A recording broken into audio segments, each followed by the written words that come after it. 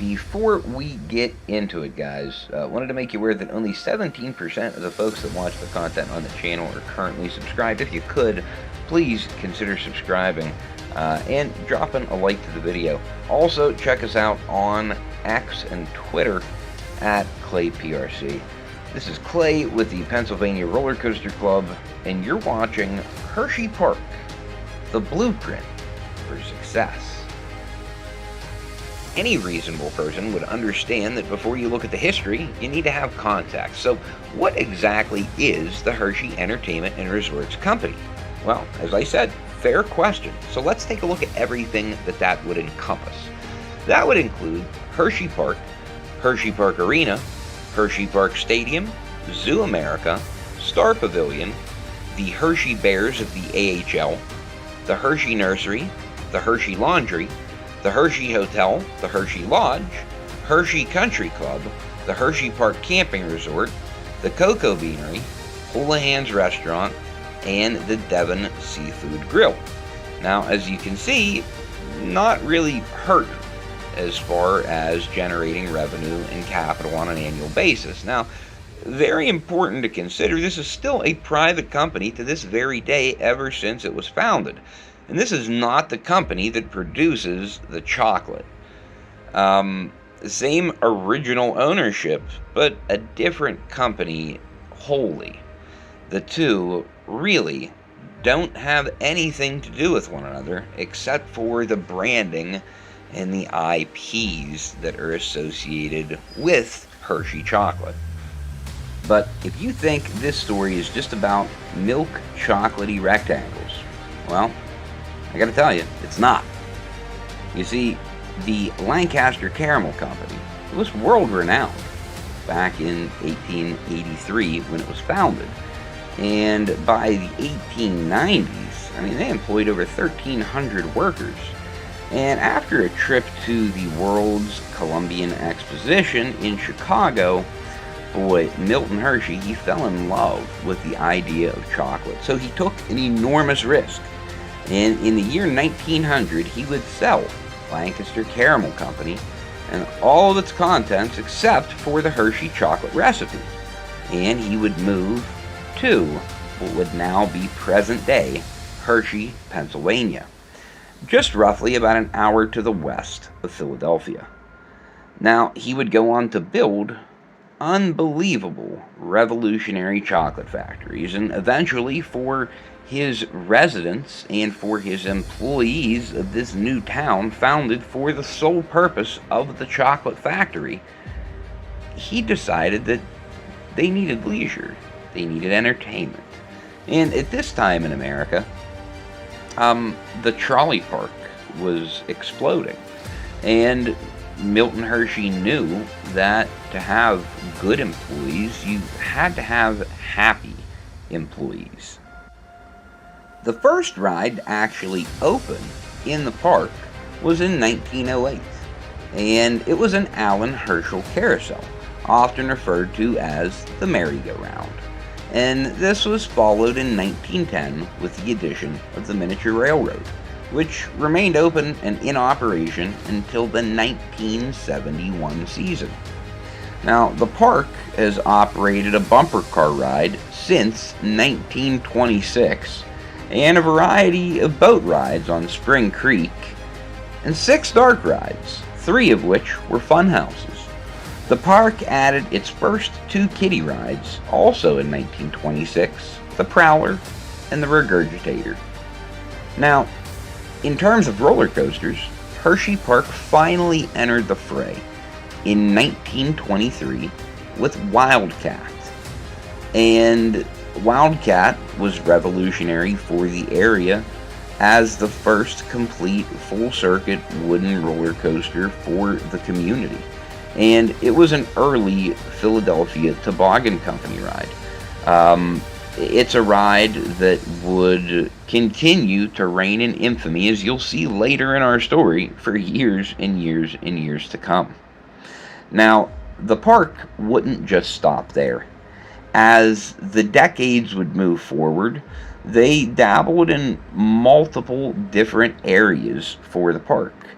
They had had themed areas such as Tudor Square and the Rhineland, and Founders Square, and Music Box Way. Eventually, some of these would take on more traditional names, like Kissing Tower Hill, and the Boardwalk, and Pioneer Frontier. Now, you have different new immersive lands, like Chocolate Town. But it doesn't take away from the history that was all throughout this park. They somehow found a way to be able to engage the local audience, not just the folks that worked for the company, but the surrounding communities. And eventually, the park would just take on a life all of its own. As the chocolate factory would continue to expand and continue to grow, the Parks and Entertainment division, they would do the same. And again, as I had previously stated, never bowing in to selling out to a larger corporation and exiting the entertainment industry, which we've seen so many other companies do throughout the history of theme parks and amusement parks, especially in America. Seemed like the pretty taboo thing to do, which was to actually build an amusement park, take care of an amusement park, and keep an amusement park. I know, very novel indeed, but it was a recipe for success, not just for Hershey Parks and Entertainment, but for the entire region. And Hershey Park would continue to grow, not just through the 50s, the 60s, but also through the 70s. Now, in the 70s, I think it is very important to mention that Hershey Park came on to the global scale in 1977 when it opened the first complete circuit modern day looping steel roller coaster on the east coast of the United States, which obviously would be known as Super Duper Looper. And this ride put Hershey Park in a whole different category because now it was becoming known as a destination for thrill seekers. And when they added Super Duper Looper, man, did the attendance really start to take off from there. And Hershey Park kind of became its own little beast. And they would continue to churn out new attractions over the coming decades. And in 1982, Zoo America was accredited by the Association of Zoos and Aquariums, becoming only the second zoo or aquarium in Pennsylvania to receive such accreditation. Now, in 2000, Zoo America would open a new bear exhibit featuring hills and grass and toys and a 13,000-gallon swimming pond with fish for the bears. The following year, 2 albino alligators were temporarily acquired, and another in 2012. In 2004, the zoo established a program for kids to become more involved with conservation, giving one more positive to the Hershey Parks and Entertainment group. They used Zoo America as an opportunity to provide true conservation for animals, which I think can be commended, or at least should be commended. The commercials that would run throughout the late 70s and early 80s would do an excellent job of highlighting what a day at Hershey Park would look like, whether it be from spending time on one of the amazing roller coasters in the park at that point, eating some of the amazing food that Hershey has always been well known for, or seeing a show. It really didn't matter. Hershey Park in the 70s and 80s, they had it available. Then there was a major shift in spending. And that shift in spending would come in 1998, when Hershey Park would finally welcome Bolliger and Mabillard to the show. And they would add their very first B&M, an invert, thanks to all of the unprecedented success that B&M had with their Batman the Ride clones, popularized by being installed to several Six Flags parks leading up to 1998. Now, Great Bear is still one of the most popular rides at Hersheypark to this day and a fan favorite. Now, 2004 to 2024 would mark the 20 years of excellence that this video is actually all about. Now, Six Flags Magic Mountain and Dollywood, they, over the same 20-year period, would add 8 new roller coasters, being the top 2 parks in America. Now, there were a handful of parks, just like Hershey, that would go on in that 20-year window to add 7 new roller coasters between 2004 and 2024. Now, as you take a peek on your screen here, you see, starting in 2004, things would get kicked off with, well, Storm Runner. And then we would have Fahrenheit added in 2008. 2012 would bring a Sky Rush, 2014 Coco Cruiser, 2015 Laugh Track, 2020 Candemonium, and 2022 to 2023 the Wildcats Revenge RMC conversion took place. Now, I think it's pretty easy to notice why Hersheypark has exploded in these last 20 years and why we like to call them the 20 years of excellence. But really, the new roller coasters is, to be fair, only telling half of the story. Now, the part that Hershey just seems to get right more so than any other park in the United States is refurbishment projects. If we really take a look at what Hershey has accomplished in these 20 years of excellence, it's not building a botanical garden, but a lawn and garden. Now, by 2004, it was very popular for some of these parks with wide open spaces to take large sections and dedicate it to a botanical garden. Hersheypark went in a complete opposite direction, and they invested in a John Lawn instead of a garden. Now, John Lawn, very interesting tenure with Hersheypark. John would come to Hershey in 2004, ironically enough, as the director of food and beverage. And he would remain in that position until October of 2010, where he would become the vice president of operations. In 2015, he would be promoted to chief operating officer, and finally in 2017 to president and CEO of Hershey Entertainment and Resorts Company. Now, why has this 20 years of excellence been so great? Well, let's take a look on the screen here. We just saw the trains for Storm Runner, the trains for Fahrenheit. We're taking a look at the new exterior Super Duper Looper, the new exterior of Jolly Rancher Remix, the new trains for Comet, the new restraints for Sky Rush, not to mention all of the incredible retracking work that Lightning Racer gets nearly every off-season. So why do I mention that? And why do I bring up the fact that, well, Hershey has been performing at such a high level for so long, they're actually leaping and lapping the competition. So when we had shown that list previously of the 7 new roller coasters that have come in, that does not include the roller coasters that have been refurbished. And this, ladies and gentlemen, is what sets this company apart from its competitors, where they are more likely to take their profits and give it back to shareholders.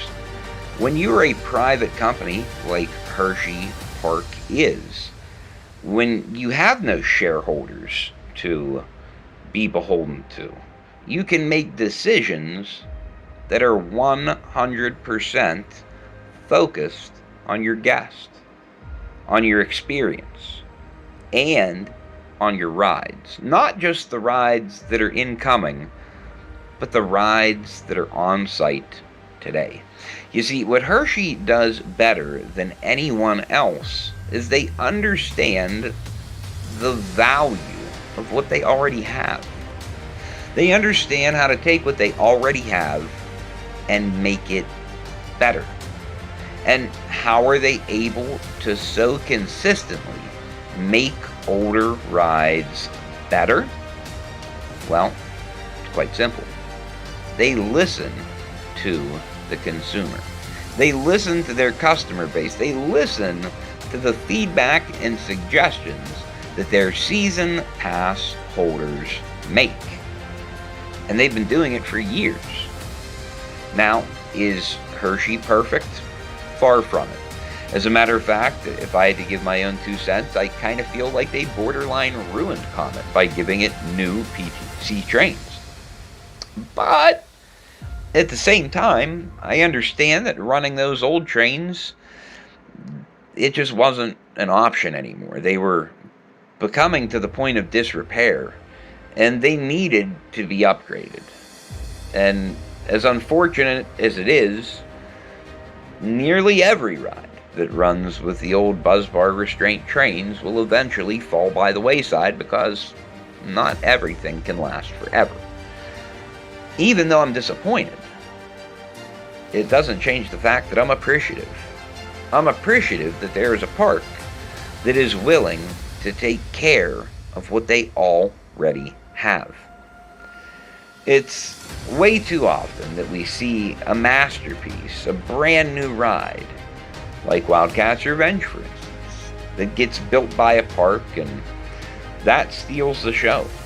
It's the only game in town for at least 2, 3, 4, maybe even 5 entire seasons due to stretched investments from that particular park. Well, the mistake they make is they're already on to the next. They've forgotten about the rides that they invested 15, 20 years ago on. The rides that they invested in 5 or 10 years ago. And they're just always on to the next. It's very rare that you see a park go back and try to improve a ride that, maybe people aren't in love with. Maybe a ride that people just like, but they want the opportunity to fall back in love with it all over again. And we know that's true after seeing the reaction to the new soft color restraints for Storm Runner and for Fahrenheit. We know that based on the love and appreciation the Jolly Rancher remix still gets to this very day in the park. I mean, for my money, it's the best Vekoma boomerang possibly in the world right now. Jolly Rancher remix was redone at an expert level. The station theming is amazing. The energy in that station is even more amazing. And a lot of it has to do with the energy that's provided from that hype music. And at nighttime, especially in the fall, during the Halloween season, when the fog is running and the music is playing and people were just jumping around and having a great time, bobbing their heads to the music, it is really tough to not just get engulfed in the culture that Hersheypark has helped to create. And before you know it, you realize you're sitting there bobbing your head, dancing with a Twizzler character. And you're like, wait a minute, when did this happen? And you realize, oh, it's always been this way. And it was this way when I was a kid, and it's this way when I'm an adult. And because it's privately owned, and because we make extra certain that we have the right management team, we hope it's going to stay like this forever. Now guys, if you enjoy content like this, please don't forget to subscribe to the channel. And please, if you like the video, drop a like for it too. There's no better way to say thank you to us for all the time and effort that goes into these videos. As always, thank you so much for watching, and until next time, we'll see you out there.